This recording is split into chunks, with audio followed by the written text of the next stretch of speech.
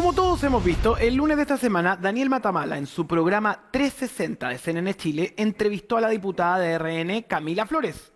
Sus palabras, una vez más, se viralizaron, generando debate y polémica. Queremos tomar su discurso a continuación y desmentir, de acuerdo a la ley y a la historia, afirmaciones que a todas luces son una mentira. Esta es la idea del día. Queremos comenzar mirando el primer extracto de la entrevista. Atención.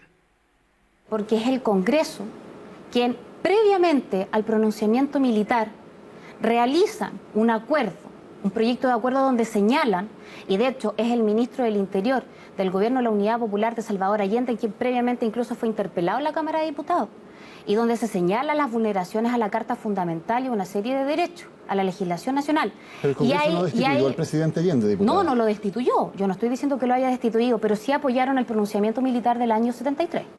Strike 1. El día 23 de agosto del 73, la Cámara de Diputados presentó un proyecto de acuerdo sobre el Estado de la República en el gobierno de Salvador Allende.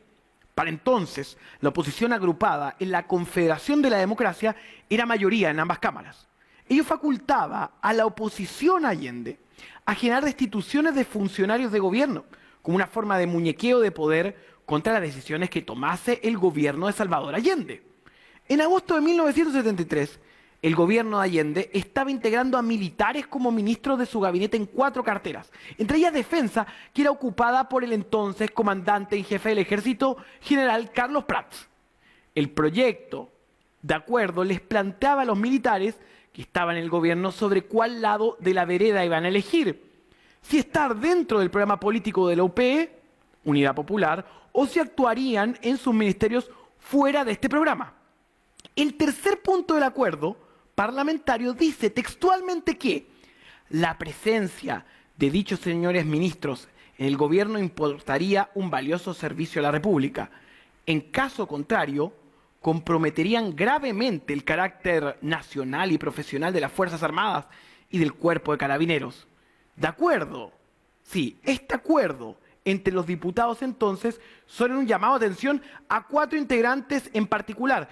En particular el almirante Raúl Montero, quien era ministro de Hacienda, el comandante de la Fuerza Aérea, César Ruiz Danyú, quien era entonces ministro de Transporte, y el general director de Carabineros, José María Sepúlveda, que era el ministro de Tierras, y el ya citado general Carlos Prats, que era ministro de Defensa. Como consecuencia de ese llamado de atención y de las presiones al interior de las mismas fuerzas, 3 de los 4 generales salieron del gabinete y se acogieron al retiro.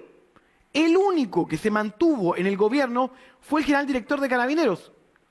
Por eso, la Cámara de Diputados en el 73 no apoyó una intervención militar, sino que solo les pidió tomar una postura a los 4 militares que ocupaban el gabinete de Allende. Y 3 de 4 entregaron sus cargos tanto en el gobierno como en sus respectivas fuerzas. Por lo tanto, lo dicho por Camila Flores en esa frase es falso. Pero hay más. Quiero entender su razonamiento. Usted lo que considera y su razonamiento político al respecto, ¿usted cree que Pinochet no sabía que ocurrían estas violaciones a los derechos humanos, no tenía responsabilidad sobre ellas o que aún teniendo responsabilidad sobre ellas, usted lo pone en la balanza y considera que no es tan grave? Daniel, yo no tuve el privilegio de conversar con él. No tuve la oportunidad de compartir y comentar estos hechos, porque créame que si lo hubiese hecho se lo contaría. A ver, strike 2.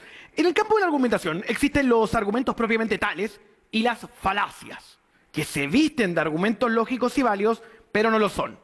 Y esto que acabamos de ver es una falacia, conocida como apelación a la ignorancia, el argumentum ad ignorantiem. Esta falacia consiste en decir algo afirmando que no existe una prueba que demuestre lo contrario. Ahora, ¿cómo opera esta falacia en la frase de Camila Flores? Cuando la diputada señala no tener el privilegio de poder preguntarle a Augusto Pinochet si violó o no los derechos humanos, dado que el dictador está muerto, y lo que dice la Camila Flores, la diputada, es falso porque no porque Pinochet esté muerto. Eso significa de que no hay evidencia suficiente de la responsabilidad de Augusto Pinochet Ugarte en las violaciones de derechos humanos. Pero incluso tomando el supuesto de que Pinochet no hubiera sabido todo lo que hacían los aparatos de inteligencia durante la dictadura militar, al menos la mano de Pinochet está en uno de los hechos.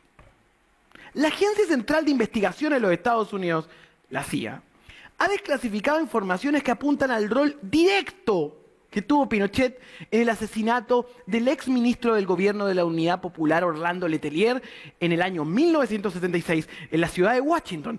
Ese documento clasificado con fecha mayo del 87 afirma que una revisión de los archivos de la CIA sobre el asesinato de Letelier arrojó, atención, pruebas convincentes de que Pinochet ordenó personalmente a su jefe de inteligencia llevar a cabo el asesinato.